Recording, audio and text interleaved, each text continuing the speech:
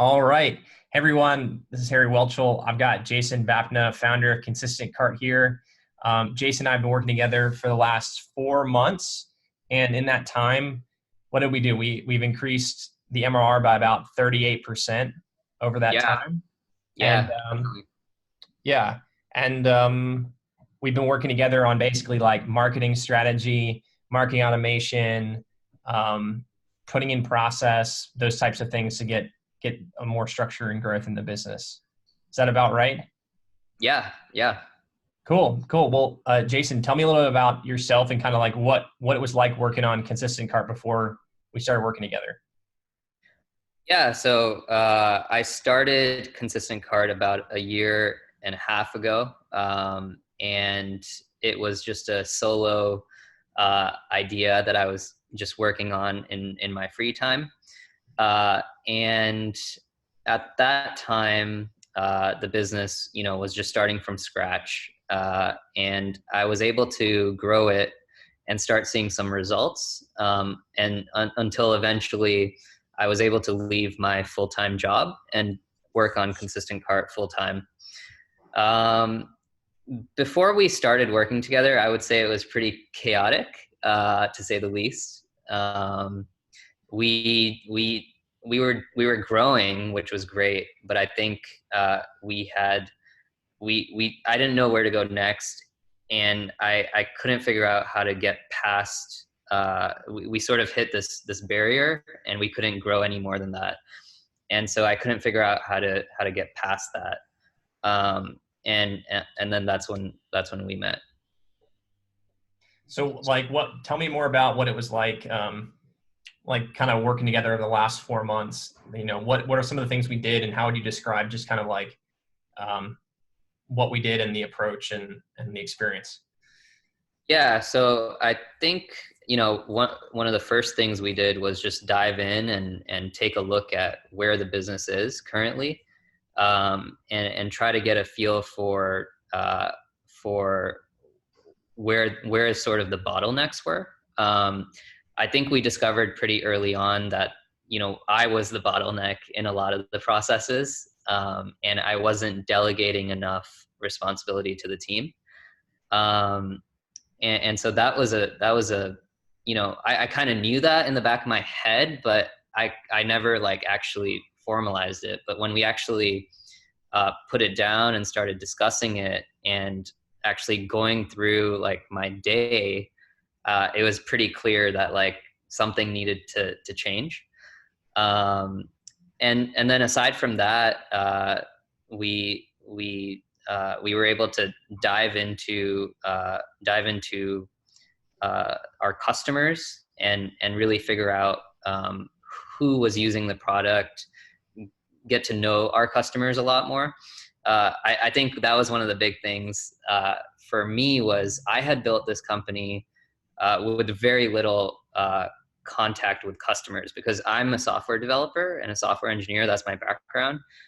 So I just kept building and building, and there wasn't much customer communication. And so I think that's one area that you really push me towards is talk to the customers, and understand their mindset, their problems, and how Consistent Cart can help address them. So that was big too.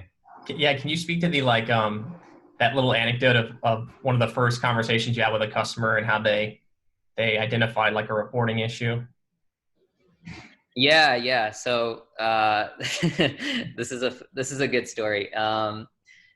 So I had talked to a couple customers, uh, and we have live chat and we have support channels where customers reach out to us.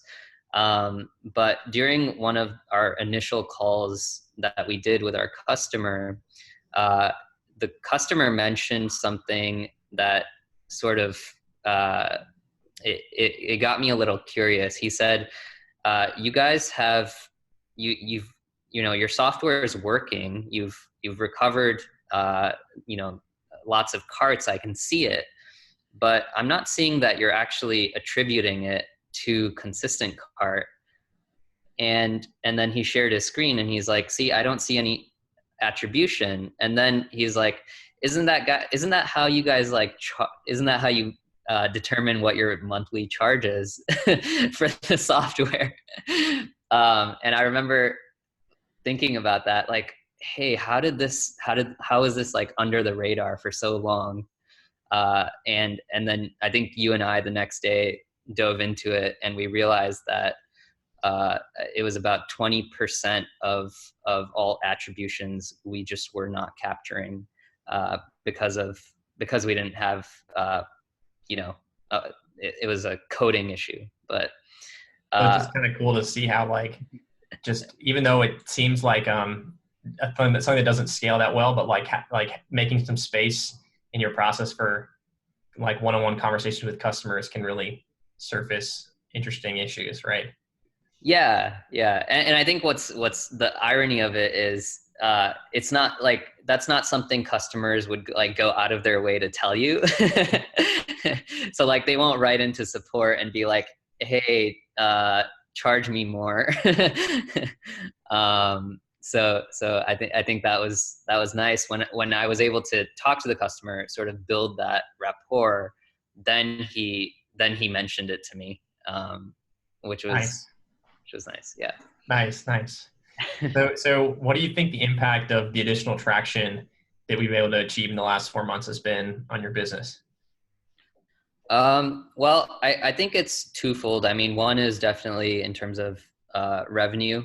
Um, that's you can see it in the numbers. And I think the second big thing for me is what I was talking about earlier, which is we didn't have the processes in place to really grow the company. And so I feel like that's sort of an area that we started to work on, and we're continuing to work on.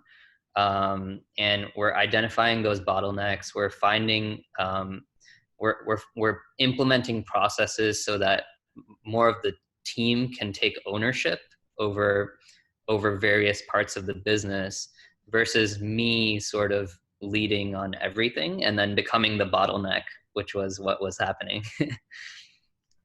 That makes sense. So, Yeah. well, what's the difference between kind of working with me and some of the other people out there? Well, I'd say one-on-one.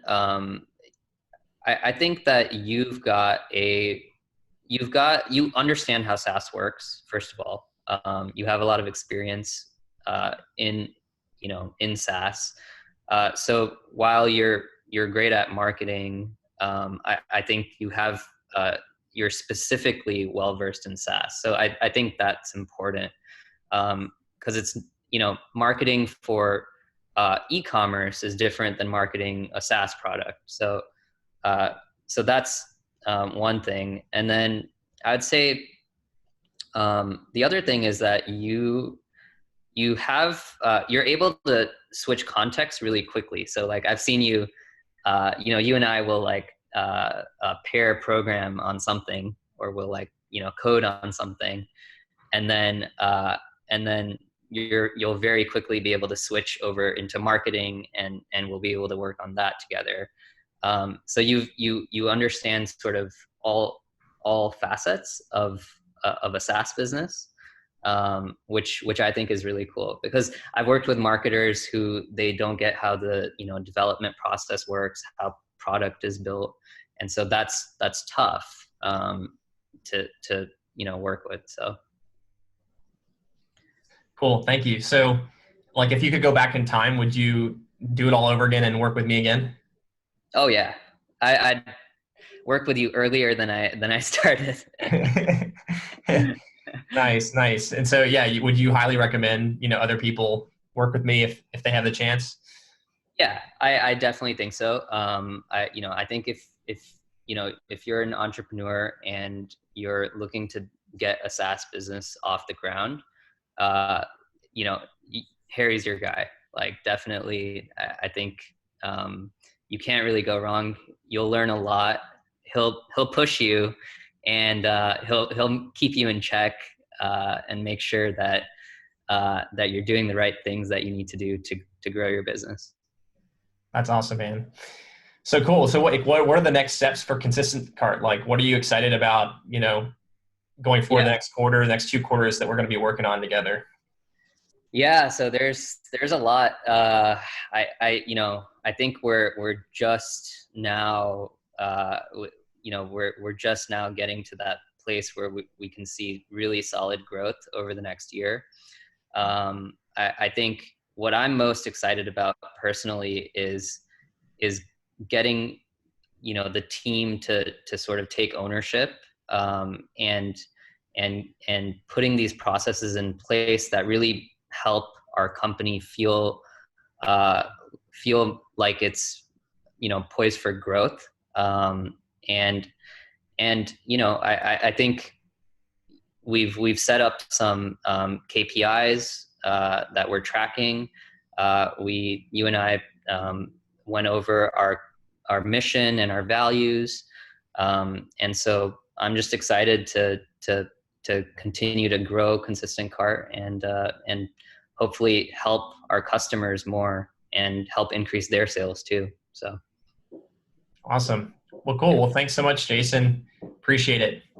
yeah, absolutely. All Thanks, right. Harry. All right. Yeah. Thanks.